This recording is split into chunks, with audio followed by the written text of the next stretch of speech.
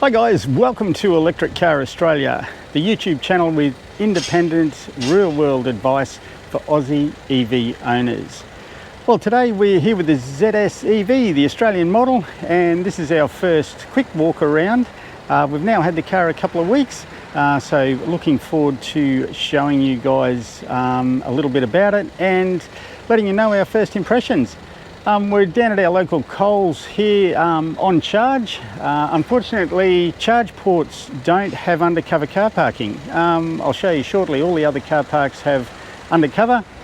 Us EV drivers are out in the sun. So apologies, there'll be a little bit of glare in some of these shots, but there's not much we can do about that today while we're getting our charge. So let's go for a look. Well, here it is, the MG ZS EV Australian Essence model. So in Australia, unlike some of the other countries around the world, we've only got one model to choose from here, but this model is spec'd to the hilt. So we'll go through some of those things. And the price in Australia for this top spec model is $43,990 drive away. We're in a really bright spot here, so just to give you guys a quick view, there's the rest of the Coles car park.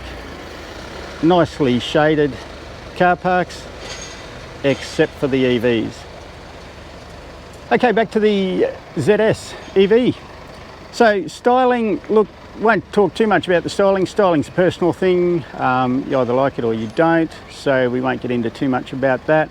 I'll talk more about the practicalities and the things that, you know, initial look we like, and also some of the things we don't like about the car.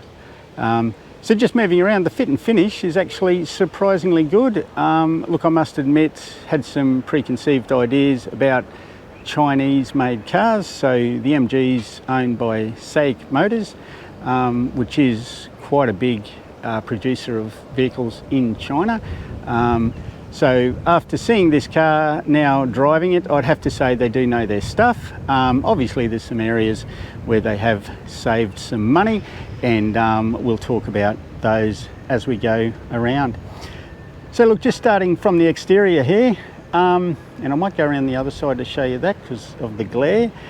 But one thing I was impressed with was the Michelin tyres. So these come standard with Michelin Primacy 3. Now they're a top of the range tyre, so these come standard on the car, and we'll see if we can zoom in there. So there they are, Michelin's. They're a 215/50 R17, so that's a 17-inch alloy wheel, and that alloy wheel is specific to the EVs. And you'll also notice there, the little valve on the tyre there, we've got pressure sensoring, don't know how you say that, pressure sensoring tyres. So as part of the onboard electronics, we've got tyre pressure monitoring, which again is one of those things that you wouldn't sort of expect for, let's face it, it's the cheapest EV in Australia as of December 2020. So not a bad deal.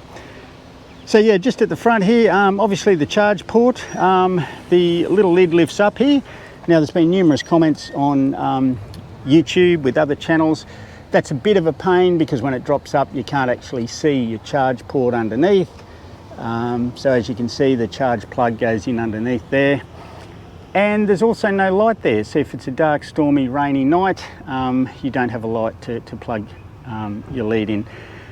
Look, for me, yes, it'd be better if it had it, be better if the door went to the side, but look, they're not showstoppers, so they're just things to be aware of. We'll pop the bonnet shortly and I'll show you some of the soundproofing. So that was another thing that I was impressed with this car. The sound deadening for the price is quite good. It's a very quiet car to drive in. Obviously being EV, you don't have the engine noise. Very quiet with comparison with some others. The Michelin tyres would help, and definitely some of the sound deadening I'll show you would also assist. The mirrors fold in, so it's got fold-in mirrors, so when you lock the car they tuck in.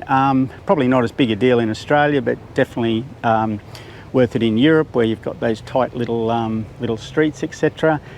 Fit and finish is quite good. Paint works quite good. Nice neat folds around all the edges here. They've got some nice sealant. nicely sealed in the edges there. Double door rubbers, similar to our Volkswagen fossil car, so a seal there and another seal there. So these doors shut really nicely.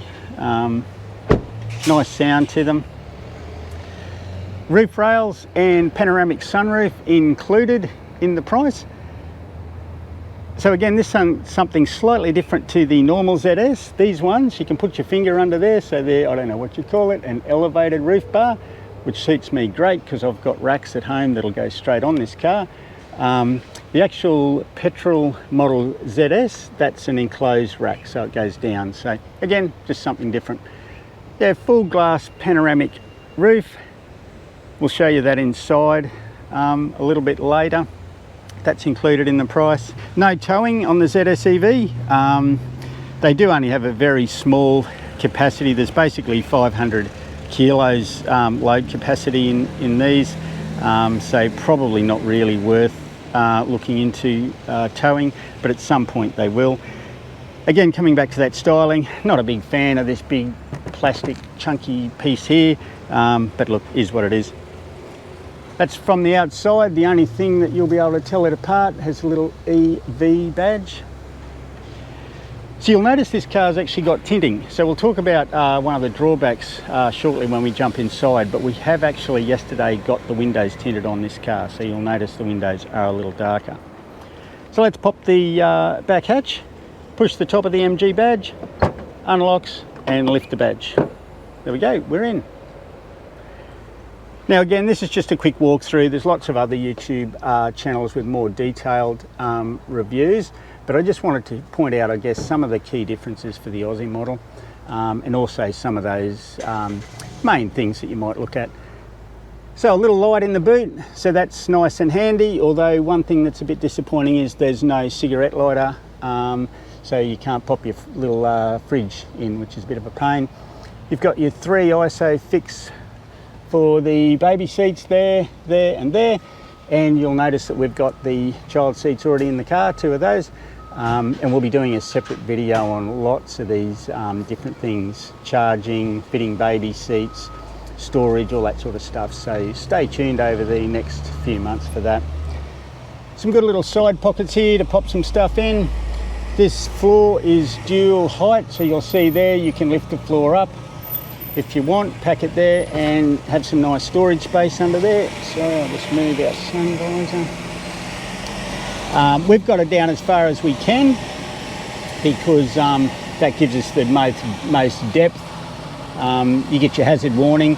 There's no spare tyre in these. You can actually pull that foam piece out and buy a space saver spare tyre if you like. But what you'll see over the back there is a air compressor and a gas cartridge. So just be mindful of that in Australia if you are really going to go off the beaten track. It might be worth investing in a space saver spare tyre. For us, we're not worried about it. This car will be a workhorse, but it will be mainly around the city and some sort of shortish trips to the Gold Coast, Sunshine Coast. The car comes with 5-year warranty and roadside assistance, so any issues with tyres, we'll give the roadside assistance guys a call. So look, that's a quick view of the boot space. Okay, here we are, just to give you guys a quick look under the bonnet, or the hood as they say in the US, I think. So there's an example of the sound deadening. So look, I was not expecting to see that on a cheaper Chinese car. So that was really impressive. And it actually looks quite good quality. Some of these things are cheap, thin, and you can see in a year or two they're going to start to sag. That was actually really impressive to see that. And if you can zoom down into the back there on the firewall, you'll also see some more of that black down in here. So that's like a fabric sound deadening.